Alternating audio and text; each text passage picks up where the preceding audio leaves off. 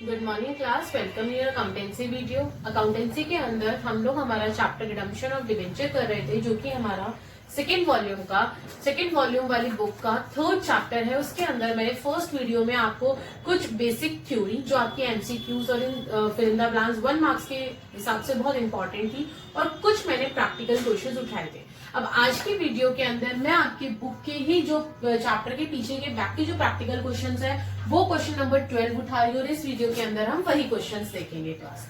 ठीक है, तो क्वेश्चन नंबर 12 क्या कह रहा है, ध्यान से देखिएगा क्लास। क्वेश्चन नंबर 12 कह रहा है, Manish limited issued ₹40 lakh 8% debentures of ₹100 each on 1 अप्रैल 2017। ठीक है भाई, मैं नीचे मेरा डायग्राम साथ ही साथ बनाती चलती हूँ ताकि मुझे बाद में कोई दिक्कत ना हो। 1 अप्रैल 2017 को 40 लाख 8% डिबेंचर और 100 ईच, यानी कि मेरे डिबेंचर्स कितने हो गए, 40,000 डिबेंचर्स हो गए। तो 40,000 डिबेंचर्स और फेस वैल्यू है उनकी 100 रुपए इशू करें। ठीक है, the terms of issue stated that the debentures are to be redeemed at a premium of 5%। 5% के प्रीमियम पे रिडीम होंगे। इशू तो पार पे हुआ है लेकिन रिडीम प्रीमियम पे हो रहे हैं। कितना, 5%, 100 रुपए का 5% यानी कि 5 रुपए। ठीक है, ऑन 30 जून 2019। ठीक है भाई, ऑन 30 जून ना, ठीक है, मैं लास्ट रिडीम की डेट लिख लेती हूँ 30 जून 2019, जब मेरे जो डिबेंचर्स हैं वो रिडीम हो रहे हैं और 5% के प्रीमियम पे, यानी कि रिडीम प्राइस आ गया मेरा 105 रुपए। The company decided to transfer ₹10 lakh out of profit to DRR on 31 March 2018। इसका मतलब जब मेरा 1 अप्रैल 17 के बाद जब मेरा साल खत्म हुआ, 31 मार्च 2018 आया, उस दिन मैंने सरप्लस में से ट्रांसफर कर दिया अपने DRR में 10 लाख रुपए। ठीक है भाई, एंड ₹10 लाख on 31 मार्च 2019, और 31 मार्च यानी कि अगले साल खत्म होने पे मैंने अगेन सरप्लस में से ट्रांसफर कर दिए क्लास, कितने, 10 लाख रुपए। कितने ट्रांसफर कर दिए, 10 लाख रुपए ट्रांसफर कर दिए। ठीक है भाई, मैंने कर दिए ट्रांसफर DRR के मटके में। आगे क्या बोल रहा है, पास journal entry regarding the issue of debenture. अब आपको issue of debentures, issue and redemption of debenture, यानी कि इशू की भी और रिडीम की भी, रिडम्पशन की भी, दोनों की एंट्रीज करनी है। ठीक है, DRR and investment without providing for the interest और loss on issue of debenture. अब आपको इसमें DRR भी मेंटेन करना है और इन्वेस्टमेंट की भी एंट्री करनी है, but without providing for the interest की नहीं करनी है और loss on issue of debenture की नहीं करनी है। मतलब आपको ये 2 चीजों की एंट्री छोड़ के बाकी 4 चीजों की एंट्री करनी है, इशू की, रिडीम की, DRR की और इन्वेस्टमेंट की। ठीक है भाई, नीचे हम लोग हमारा चार्ट बना चुके हैं। अब मैं मेरी एंट्री की साइड बढ़ती हूँ। सबसे पहले 1 अप्रैल को इशू करा है, तो 1 अप्रैल को इशू की एंट्री कर दीजिए। Bank account debit to debenture application and allotment, कितने थे, 40 लाख डिबेंचर्स थे, तो लिख दीजिए 40 लाख। सेकेंड एंट्री है हमारी debenture application and allotment account debit. अब देखिए क्लास, इस क्वेश्चन के अंदर इशू तो पार पे हुआ है लेकिन रिडीम किस पे हुआ है, प्रीमियम पे, तो स्पेशल केस आ गया। और स्पेशल केस के अंदर क्या आता है, loss on issue of debenture, तो loss on issue of debenture account debit to 8% debenture account to premium और रिडम्पशन अकाउंट। यही था हमारी स्पेशल एंट्री, यही थी। तो अब इसमें अमाउंट डाल दीजिए। अब देखिए क्लास, मैंने हमेशा बता रखा है डिबेंचर वाले में हमेशा सिर्फ और सिर्फ फेस वैल्यू आती है। यहाँ पे मेरी फेस वैल्यू क्या है, 40 लाख है, तो 40 लाख डाल दीजिए। डिबेंचर एप्लीकेशन एंड अलॉटमेंट पे ऊपर वाली अमाउंट आ जाती है हमारी, जो हम ऊपर लिख कर आए हैं, वही आ गई 40 लाख। अब रही बात प्रीमियम की क्लास, तो प्रीमियम के ऊपर कितना आ जाएगा, प्रीमियम कितना था, 5% है ना, 105 रुपए थे, तो 40,000 इंटू 105 कर दो, कितना आ गया, 2 लाख। प्रीमियम कितने का आ गया, 2 लाख का आ गया। अब जो प्रीमियम में अमाउंट आती है, सेम अमाउंट मेरी कहाँ आती है, लॉस में आती है, तो लॉस में भी कितनी आ जाएगी, 2 लाख। ये एंट्रीज तो आप पता नहीं कितनी बार कर चुके हैं, आई होप कि अब आपको समझ आ गई होगी एंट्री। आगे बढ़ती हूँ। अब हम लोगों का ये साल धीरे धीरे करके खत्म हुआ। इस पूरे साल में हमने कुछ नहीं किया, लेकिन साल के अंत में हमने हमारे 10 लाख रुपए सरप्लस वाले मटके से ट्रांसफर करे थे DRR में, क्लास करे थे ना, तो डाल दीजिए 31 March 2018 surplus account debit to DRR, कितने, 10 लाख। फिर मेरा साल चलता गया, कुछ नहीं किया मैंने पूरे साल। फिर अगले साल 31 मार्च 2019 को मैंने अगेन सरप्लस वाले मटके में से DRR के मटके में 10 लाख रुपए डाल दिए। तो 31 March 2019 surplus account debit to DRR कितना, 10 लाख आ गया मेरा। फिर मेरा साल आगे चलता गया चलता गया चलता गया। लो भाई रिडीम की डेट आ गई 30 जून 2019। क्या थी मेरी रिडीम की डेट? लेकिन याद करिए क्लास, जिस साल रिडीम करते हैं उसके उस साल के अप्रैल के मंथ में हम लोग हमारी इन्वेस्टमेंट परचेज करते हैं ना, इन्वेस्टमेंट परचेज करके हमें सोल्ड करनी होती है। तो क्या होगा कि जब हमें 2019 में देना था तो 1 अप्रैल से लेके 30 अप्रैल के बीच में आपने कहीं ना कहीं पे इन्वेस्टमेंट परचेज करी होगी। तो हम लोग 1 अप्रैल की ही डेट ले लेते हैं। 1 अप्रैल 2019 को पहले मैं क्या करूंगी? इन्वेस्टमेंट परचेज करूंगी। Debenture redemption investment account debit to bank. और ये इन्वेस्टमेंट कितनी होती है हमारी? फेस वैल्यू की 15%। तो 15% हो गई मेरी फेस वैल्यू की 6 लाख रुपए। अब इसको बेचनी भी है, और बेचते कब है हम लोग? जिस दिन हम रिडीम करते हैं हमारे डिबेंचर्स। और रिडीम कब कर रहे हैं? 30 जून को कर रहे हैं। तो 30 June 2019 bank account debit to DRR 6 lakh. भाई हम लोग जिस दिन रिडीम कर रहे होते हैं उसी दिन तो सुबह सुबह जाके हमारी इन्वेस्टमेंट बेच कर आते हैं हम लोग। तो लो भाई हमने बेच दी। अब बेचने के बाद शाम के टाइम आपके पास आपके डिबेंचर होल्डर्स आ गए, ड्यू की एंट्री करोगे कि लो भाई हमें अब पैसा दो। अब क्या करोगे? उनके ड्यू की एंट्री कर दीजिए। 8% debenture account debit, premium on redemption account debit to debenture holder account. अब देखो डिबेंचर की फेस वैल्यू थी तो थी 40 लाख, प्रीमियम 5% था। कितना था? 5% था प्रीमियम। तो प्रीमियम आ गया मेरा 2 लाख। टोटल आपको कितने पैसे देने हैं? 42 लाख रुपीज देने हैं। अब वहीं पे 2 एंट्री और है आपकी, इसी में ही मैं आगे कंटिन्यू कर रही हूँ। क्या? अब ये तो देखो ड्यू की एंट्री हुई आपकी। अब आप पेड करोगे सेम डेट को, 30 जून को आप क्या करोगे? डिबेंचर होल्डर्स को पेड कर दोगे। तो वो एंट्री क्या हो जाएगी मेरी? Debenture holder account debit, debenture holder account debit to bank. लो भाई आपने अपने डिबेंचर होल्डर्स को चेक पकड़ा दिया। कितने का? 42 लाख का चेक आपने उनके हाथ में दे दिया कि लो भाई डिबेंचर होल्डर अपना पैसा लो और जाओ। अब लास्ट में पैसा देने के बाद हम लोग क्या करते हैं? हमारा पूरा जितना भी डीआरआर होता है उसे क्या करते हैं हम लोग? ट्रांसफर कर देते हैं। किसमें ट्रांसफर करते हैं हम लोग? हमारा जर्नल रिजर्व में। लीजिए हम लोग ट्रांसफर कर देते हैं DRR account debit to journal reserve account. सारा पैसा जितना भी हमने डीआरआर में बनाया था, वो सारा जितना भी हमारे डीआरआर के गुल्लक में था, वो सारा पैसा कहाँ चला जाएगा? जर्नल रिजर्व में चला जाएगा। यानी कि 10 लाख ये और 10 लाख ये, टोटल 20 लाख रुपए आपके जर्नल रिजर्व में चले गए। क्लास आई होप कि अब आपको ये क्वेश्चन और अच्छे से क्लियर हो गया होगा। अब हम लोग हमारा नेक्स्ट क्वेश्चन देखते हैं। यस क्लास, अब मैंने ना कुछ एग्जांपल्स उठाए हैं आप लोगों को समझाने के लिए इस चैप्टर को और अच्छे से क्लियर। एक क्वेश्चन मैंने उसका उठा लिया ताकि आपको एक बार रिवाइज हो जाए कि हम लोग क्या पढ़कर आए थे। अब मैं कुछ इंपॉर्टेंट एग्जांपल्स करवा रही हूँ, तो इनको ध्यान से देखना। ये आपकी बुक के अंदर नहीं है क्लास, ये मैंने अपनी तरफ से उठाए हैं, इसीलिए बोल रही हूँ, ध्यान दीजिएगा।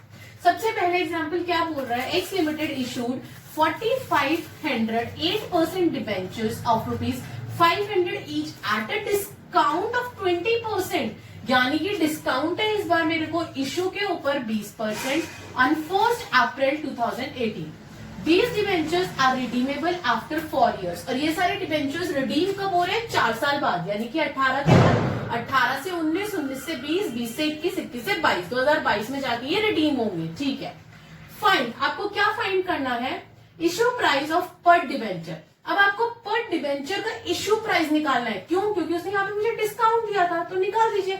500 का 20% निकाल के उसको माइनस करके आपकी आ जाएगी इशू प्राइस जो भी होगा। निकालते हैं। दूसरा डीआरआर अमाउंट और तीसरा डीआरआई अमाउंट। और ये ध्यान रखना उसने पर डिबेंचर बोला है क्लास। पर डिबेंचर यानी कि सिर्फ एक डिबेंचर कितना है आफ्टर डिस्काउंट। तो देखो मेरी वैल्यू थी 500 रुपए, 500 रुपए थी। 500 का 20% कितना होता है? 100 रुपए होता है। तो 500 में से 100 रुपए गए, तो मेरी आफ्टर डिस्काउंटिंग एक डिबेंचर की क्या वैल्यू रह गई? 400 रुपए रह गई ना। तो ये आपका आंसर है। उसके बाद उसने डीआरआर पूछा है। डीआरआर निकालते हैं हम लोग फेस वैल्यू पे, उसमें कोई डिस्काउंट और प्रीमियम नहीं होता। ठीक है भाई, फेस वैल्यू है मेरी 4500 आपके डिबेंचर्स थे, 500 रुपए का एक डिबेंचर था। तो 45 इंटू 500 कितना हो गया? 22,50,000। तो 22,50,000 डीआरआर की हम लोग क्या परसेंटेज होती है? 25%। तो 22,50,000 का 25% हो गया 5,62,500। ये हो गया हमारा डीआरआई, यानी कि सेकंड पॉइंट भी आ गया हमारा, फर्स्ट भी आ गया। अब थर्ड बोल रहे हैं डीआरआई। डीआरआई क्या होता है? फेस वैल्यू का 15%। ठीक है भाई, फेस वैल्यू हमने अभी निकाली थी 22,50,000, उसका 15% यानी कि 3,37,500। ये हो गया हमारा थर्ड पॉइंट। समझ में आया? ठीक है, आगे बढ़ती हूँ। Example number 2। एग्जाम्पल नंबर 2 क्या कह रहा है? X limited issued 3,011% debenture of 250 रुपए ईच एट 10% डिस्काउंट। लो भाई, इस बार भी इशू के ऊपर डिस्काउंट था कितना? 10%। Redeemable after 3 years at 15% premium, और रिडीम के ऊपर प्रीमियम था। अब देखो कौन सा वाला केस हो गया? डिस्काउंट हो गया मेरा इशू पे क्लास, और रिडीम के टाइम पे हो गया मेरा प्रीमियम।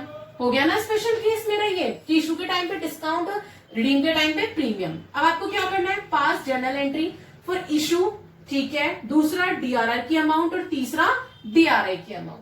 पहले इशू की एंट्री कर दीजिए, फिर डीआरआर की अमाउंट निकाल देंगे, फिर डीआरआई की निकाल देंगे। ठीक है भाई, अब ये मेरा स्पेशल केस था, इसका मतलब इसमें डिस्काउंट भी आएगा, लॉस वाली भी एंट्री होगी और साथ में प्रीमियम वाली भी एंट्री होगी। और याद करिए, मैं आपको ये बताकर आई थी कि डिस्काउंट और लॉस वाली जो एंट्रीज होती हैं वो मर्ज होके सिर्फ लॉस वाली एंट्री बच जाती है। याद आ रहा है? तो वही करना है हमें इसके अंदर। सबसे पहले bank account debit to debenture application and allotment. अब देखो डिस्काउंट कितना था? 10%। 250 का 10% निकालिए और माइनस कर दीजिए, कितना बचेगा? 225। तो इसको कर दीजिए 3,000 इंटू 225 यानी कि 6,75,000 आपकी इशूइंग वैल्यू। ठीक है भाई, सेकेंड एंट्री इशू की debenture application and allotment account debit. अब यहाँ पे आता है डिस्काउंट, लेकिन डिस्काउंट को मर्ज कर देते हैं तो डिस्काउंट नहीं आएगा। Loss on issue of debenture account debit to 11% debenture to premium on redemption. अब एक एक करके सबकी अमाउंट आते हैं। अब देखो हमारे पास डिवेंचर एप्लीकेशन एंड अलॉटमेंट में कितना था? 6,75,000, तो हमने डाल दिया 6,75,000। अब डिवेंचर के ऊपर मैंने हमेशा कहा है सिर्फ और सिर्फ फेस वैल्यू। फेस वैल्यू क्या थी? 3,000 डिवेंचर्स थे और 250 रुपए का एक था फेस वैल्यू, तो डाल दीजिए 3,000 इंटू 250, 7,50,000। और प्रीमियम पे कितना आएगा? प्रीमियम हमारा कितना था? 15% था, यानी कि 250 का 15%। 250 का 15% कितना हो गया? 37.5। 250 का 15% हो गया 37.5, और हमारे डिबेंचर्स थे 3,000, तो 3,000 इंटू 37.5 यानी कि 1,12,500 रुपए आपके प्रीमियम के आपको देने, और 1,12,000 ही आपको किस में जाएगा? लॉस में जाएगा। बट डिस्काउंट की अमाउंट में तो निकालनी है अभी, तो डिस्काउंट की अमाउंट आप लोग निकाल के कितना? 10% डिस्काउंट की अमाउंट निकाल के आप कहां डाल देंगे? इसी में ही ऐड कर देंगे, जो कि आपकी 7,500 आ रही है। तो दोनों को ऐड कर दीजिए और लॉस में डाल दीजिए 1,87,500। याद आया? ये केस हम लोग करके आए थे, केस नंबर 6 था ये हमारा। इसके बाद आपने डीआरआर की अमाउंट निकाल दीजिए, और डीआरआई की फेस वैल्यू हमारी निकली थी 7,50,000, डीआरआर में 25%, डीआरआई में 15%। 7,50,000 का 25% होता है 1,87,500, और डीआरआई 7,50,000 का 15% होता है 1,12,500। आई होप कि अब आपको ये और अच्छे से क्लियर होता जा रहा होगा। जैसे जैसे मैं आगे बढ़ रही हूँ आपको ये टॉपिक्स और क्लियर हो रहे होंगे। अब नेक्स्ट एग्जाम्पल देखते हैं। नेक्स्ट एग्जाम्पल क्या है क्लास? ध्यान से सुनना। X limited issued 2,008% debentures of 200 each. इस बार आपके 2,000 डिबेंचर्स हैं और 200 रुपए का एक डिबेंचर है। On 1 April 2019 redeemable as follows. अब देखो क्लास, वो क्या बोल रहा है कि वो एक बार में सारे पैसे नहीं, वो नहीं देगा, पैसे नहीं देगा, वो धीरे धीरे करके देगा। यानी कि सारे डिबेंचर्स को एक बार में रिडीम नहीं करवाएगा, कुछ डिबेंचर होल्डर्स को पहले देगा, फिर उनको बाद में देगा, फिर कुछ बचे हुए को बाद में देगा। तो कैसे देगा? पहले साल 2021 में एंड में 30 मार्च 2021 में वो 400 डिबेंचर होल्डर को बुलाएगा और उनको पैसे देगा। फिर सेकेंड ईयर एंडेड 31 मार्च 2022 में 600 डिबेंचर्स को देगा, और बैलेंस देगा 31 मार्च 2023 में। Now you have to find DRR amount और डीआरआई अमाउंट। इसमें आपको जर्नल एंट्री करने की नीड नहीं है, इसमें सिर्फ आपको अमाउंट बतानी है डीआरआर की और डीआरआई की। ठीक है, अब देखो सबसे पहले मैं मेरा चार्ट बनाती हूँ। चार्ट कैसे बनाएंगे? 1 अप्रैल 2019 को 2,000 डिबेंचर्स थे, जो कि आपका एक डिबेंचर था 200 रुपए का। अब टोटल फेस वैल्यू कितनी आ गई? 2,000 इंटू 200 कितना हो गया? 4 लाख हो गया मेरा। अब मेरे टोटल 4 लाख रुपए मैंने लिए थे डिबेंचर्स के ऊपर, 4 लाख लिए थे ना।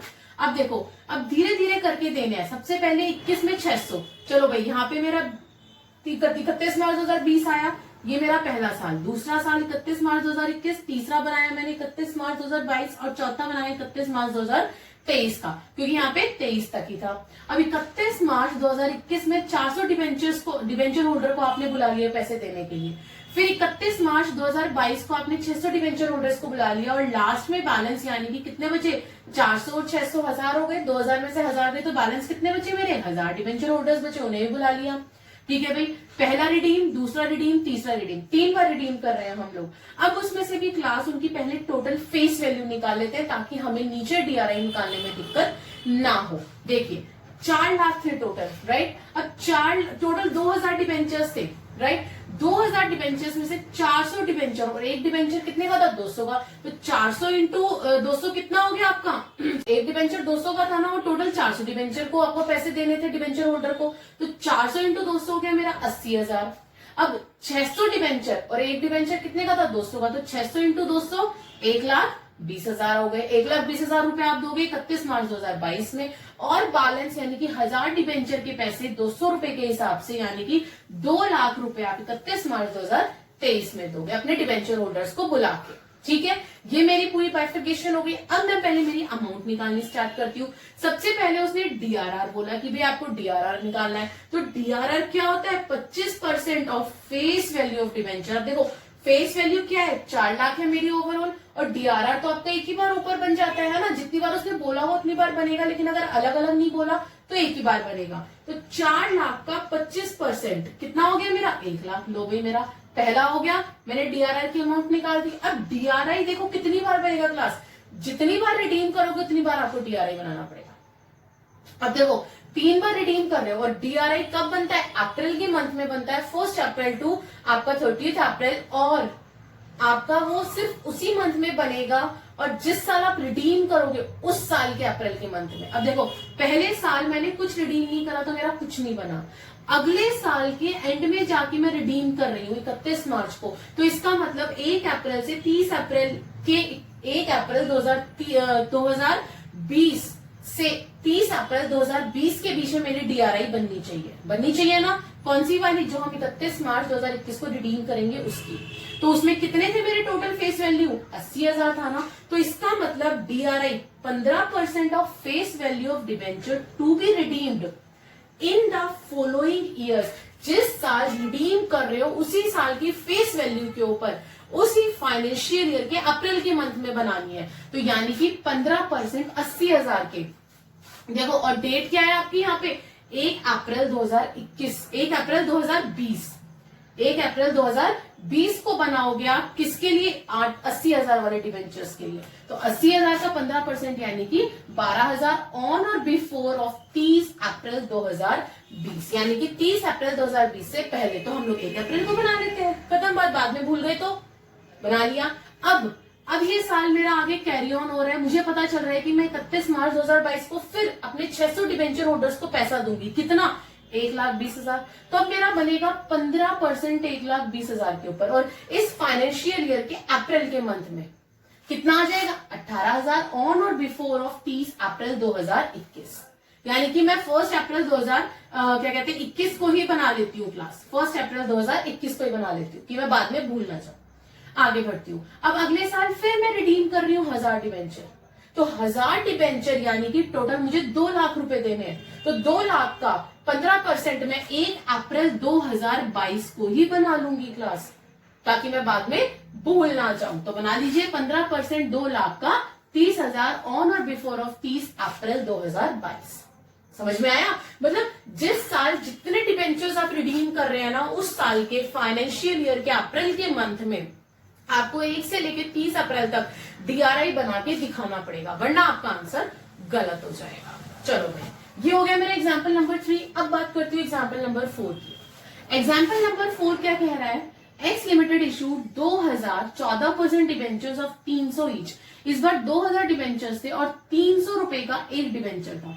Eight a premium of 10%, issue करा है 10% पे, रिडीमेबल एट प्रीमियम ऑफ 20%। लो भाई, दोनों पे प्रीमियम है, यानी कि इशू पे भी प्रीमियम है और रिडीम पे भी प्रीमियम है। स्पेशल केस आ गया मेरा, ठीक है। These debentures are 40% convertible debentures. Class याद रखना इस चीज को, मैंने थ्योरी में बताया था कि कन्वर्टेबल पे बनता है या नॉन कन्वर्टेबल पे बनता है आपका डीआरआर, ये आपको याद रखना है, आगे बताऊंगी। एंड आर रिडीमेबल एज, कैसे रिडीम हो रहे हैं, जैसा अभी हम ऊपर पढ़कर आए थे, पहले साल में यानी कि 31 मार्च 2022 में 800 डिवेंचर्स रिडीम होंगे और सेकेंड ईयर एंडेड 31 मार्च 2023 में बैलेंस यानी कि टोटल 2000 डिवेंचर्स थे, 2000 में से अगर 800 आपके 31 मार्च 2022 में रिडीम हो रहे हैं तो बचे कितने, 1200, वो कब होंगे, 31 मार्च 2023 में। ठीक है, पास journal entry for the issue, पहले इशू के लिए आपको जर्नल एंट्री पास करनी है, फिर डीआरआर की अमाउंट निकालनी है और अगेन डीआरआई की। अब इसमें देखो डीआरआई की 2 अमाउंट निकलेंगी, डीआरआर की 1 निकलेगी, बाकी 2 हमारी जर्नल एंट्रीज जाएंगी। पहले जर्नल एंट्री देखें हम लोग इशू की, क्या हो जाएगी, bank account debit to debenture application and allotment. अब देखो 2000 थे आपके डिवेंचर्स और प्रीमियम था 10%, 300 का 10% ऐड करके फिर आपको इंटू करना है 2000 से, तब आपकी वैल्यू आएगी 6,60,000। 60,000 हो गए ना भाई, 6 लाख तो देखो 2000 इंटू 300, 6 लाख तो आपकी इशुइंग वैल्यू हो गई, सॉरी वो आपकी फेस वैल्यू हो गई, प्लस प्रीमियम भी तो है आपका 10%, 10% कितना हो गया, 6 लाख का 10% कितना हो गया, 60,000, तो 6,60,000 हो गई आपकी इशुइंग वैल्यू। क्लियर है। आगे debenture application and allotment account debit, loss on issue of debenture account debit to 14% debenture to security premium, क्यों, क्योंकि इस बार इशू पे भी प्रीमियम था, और to premium on redemption account. अब देखो क्लास एक एक करके अपनी अमाउंट भरते चले जाओ। सबसे पहले एप्लीकेशन एंड अलॉटमेंट में कितना था इशुइंग वैल्यू, 6,60,000। डिवेंचर में बार बार बोलती हूँ कौन सी अमाउंट आती है आपकी, फेस वैल्यू आती है, फेस वैल्यू कितनी थी, 6 लाख। प्रीमियम, प्रीमियम 6 लाख का 10% 60,000, तो प्रीमियम में डाल दीजिए अपना 60,000। अब रिडीम पे जो प्रीमियम था, रिडीम पे था 20,000 क्लास, सॉरी 20%, रिडीम पे कितना परसेंट था आपका, 20% प्रीमियम था, तो 20% कितना आ जाएगा मेरा, 6 लाख का 20% कितना हो गया, 1,20,000, तो 1,20,000। और जो वैल्यू मेरी प्रीमियम में आती है वही वैल्यू मेरी लॉस में भी आती है, 1,20,000। आई होप कि ये सारी अमाउंट आपको अच्छे से क्लियर हो गई होगी। अब डीआरआर की अमाउंट देखते हैं इसकी कैसे निकलती है। अब डीआरआर निकालेंगे, डीआरआर कैसे निकलेगा हमारा, अब देखो डीआरआर हमारा क्या निकलता है, कितना परसेंट, 25% निकलता है फेस वैल्यू के ऊपर। डीआरआर की फेस वैल्यू कितनी है यहाँ पे, 6 लाख है। अब देखो 2000 इंटू 3 कितनी हो गई, 6 लाख हो गई, तो 6 लाख का 25% यानी कि 1,50,000 निकल गई। लेकिन याद रखना क्वेश्चन में उसने बोला था 40% कन्वर्टेबल है। मैंने जब क्वेश्चन पढ़ा था तब भी अलग से मार्क करवाया था कि याद रखना 40% कन्वर्टेबल डिवेंचर्स हैं। क्या है, कन्वर्टेबल डिवेंचर्स, और कन्वर्टेबल डिवेंचर्स पे नहीं बनता है ना डीआरआर बनता और ना डीआरआई बनता, तो हमें सिर्फ इस 1,50,000 का 60% निकालना होगा। 40% से हमें मतलब नहीं है, जो 40% डिवेंचर्स हमारे कन्वर्टेबल है। तो 1,50,000 का 60% कितना हो गया, 90,000 निकाल लिया। अब बारी आती है डीआरआई की, डीआरआर तो हमारा एक बार निकल गया। अब डीआरआई की बारी आती है, कितनी बार रिडीम कराए हमने, 2 बार रिडीम कराए, एक बार 800 डिवेंचर्स करें और दूसरी बार 1200 डिवेंचर्स करें, राइट। अब तो देखो जो 800 वाला है उसकी कितनी वैल्यू हो गई, 800 इंटू 300 कितनी हो गई, 2,40,000 हो गई ना, तो 2,40,000 का 15% आ गया 36,000। लेकिन अगेन सिर्फ 60% का, 36,000 का 60% यानी कि 21,600। और क्या अप्रैल के मंथ में सिर्फ और सिर्फ 30 अप्रैल 2021 से पहले, क्यों, क्योंकि 31 मार्च 2022 में तो हम रिडीम कर देंगे हमारे डिवेंचर्स। और अगेन जो सेकंड हमारे रिडीम हो रहे हैं वो 1200 डिवेंचर्स है, तो 1200 इंटू 300 कितना हो गया, 3,60,000। 3,60,000 का 15% यानी कि 54,000, और 54,000 सिर्फ 60% का। इस 40% को कहीं ऐड नहीं करना है, ना डीआरआर में और ना ही डीआरआई में। तो 54,000 का 60% यानी कि सिर्फ 32,400, और ये भी अप्रैल के मंथ में ही करना है। 23 में हम लोग कर रहे हैं रिडीम, यानी कि 1 April to 30 April 2022। That's it. I hope कि ये एग्जांपल्स आपको समझ आए होंगे। अब कुछ और क्वेश्चंस उठा रही हूं मैं, सो ध्यान से देखिएगा। यस क्लास, अब मैंने क्वेश्चन नंबर 8 उठाया है आपकी बुक के जो चैप्टर के पीछे के प्रैक्टिकल क्वेश्चंस है वही वाला से। क्वेश्चन नंबर 8 क्या बोल रहा है, on 31 March 2003 G limited had ₹8 lakh 9% debentures due for redemption, यानी कि 31 मार्च 2003 में 31 मार्च 2003 में आपके दरवाजे पे, कंपनी के दरवाजे पे आके खड़े होकर डिबेंचर होल्डर, यानी कि ये ड्यू की डेट है रिडम्पशन की, कि हाँ भाई अब मुझे पैसा दो, ठीक है भाई। The company had a balance of ₹1,40,000 in its debenture redemption reserve. देखो क्लास ध्यान से सुनना, मेरा एक मटका था डीआरआर वाला, उसके अंदर मेरे पास 1,40,000 का बैलेंस था। उसके अंदर मेरे पास 1,40,000 का बैलेंस था। किस दिन? 31 मार्च 2003 वाले दिन, जब मेरे पास डिबेंचर होल्डर मेरी कंपनी पे 31 मार्च 2003 पे जब डिबेंचर होल्डर्स मेरी कंपनी के दरवाजे पे आके खड़े हुए, ठीक है भाई। पास necessary journal entry for the redemption of debenture. आपको रिडम्पशन ऑफ डिबेंचर की जर्नल एंट्रीज करनी है, लेकिन उससे पहले इस डीआरआर की आपको अमाउंट भी तो निकालनी पड़ेगी ना, अमाउंट भी तो निकालनी पड़ेगी ना, कि भाई कितना होना चाहिए डीआरआर के मटके में आपके पास पैसा, कि भाई 31 मार्च 2003 में मेरे डीआरआर के मटके में 1,40,000 थे, लेकिन होने कितने चाहिए थे क्लास? जब ड्यू की एंट्री आती है तो उस टाइम पे, उससे पहले हम लोग हमारे डीआरआर में सारा पैसा इकट्ठे करके रखते हैं ना उसके मटके में। तो देखो मेरी फेस वैल्यू थी 8 लाख, अब 8 लाख का 25% यानी कि 2 लाख रुपए होने चाहिए थे, लेकिन मेरे डीआरआर के मटके में सिर्फ 1,40,000 थे। तो मैं क्या करूंगी क्लास उस केस में? उस केस के अंदर मैं सरप्लस में से 60,000 रुपए ट्रांसफर कर दूंगी अपने डीआरआर के मटके में, और इसके अंदर मैं मेरे 2 लाख रुपए पूरे करूंगी। तो सबसे पहले जो मैंने सरप्लस से ट्रांसफर करे हैं 60,000 रुपए मेरे डीआरआर के मटके में, उसकी एंट्री करते हैं।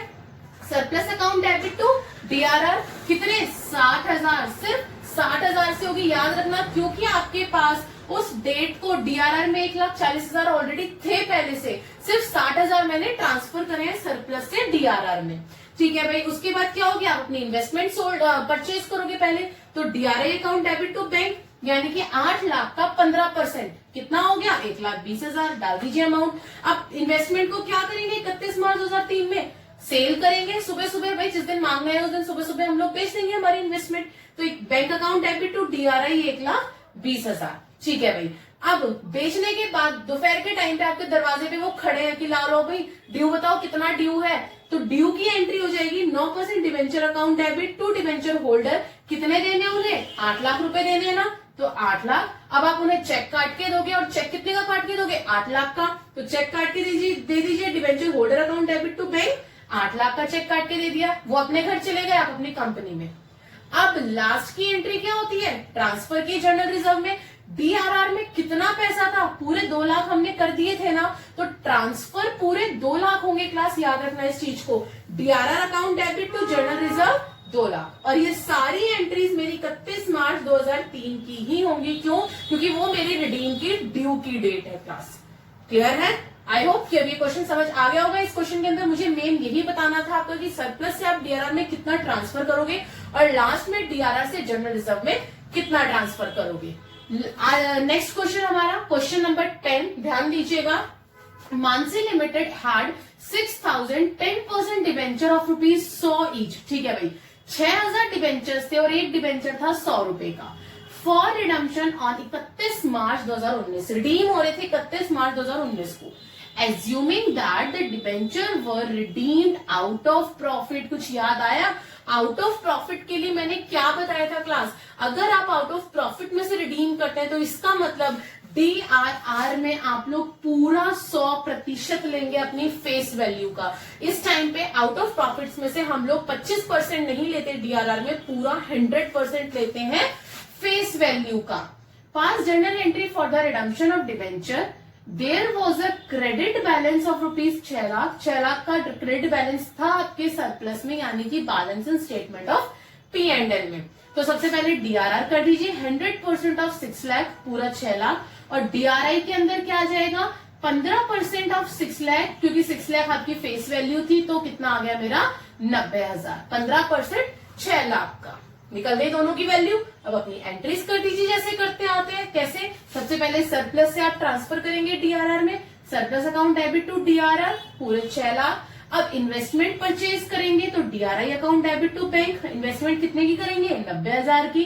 अब ड्यू डेट वाले दिन यानी 31 मार्च 2019 को क्या कर देंगे आप लोग? सबसे पहले अपनी इन्वेस्टमेंट को बेचेंगे, तो बेच दीजिए bank account debit to DRI 90,000।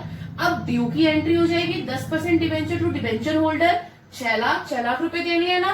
अब आप चेक काट के दे दीजिए, debenture holder account debit to bank 6 lakh, और लास्ट में क्या करते हैं, चेक काट के देने के बाद हम लोग हमारा पैसा ट्रांसफर कर देते हैं। कितना पैसा ट्रांसफर होगा, 6 लाख ट्रांसफर होगा।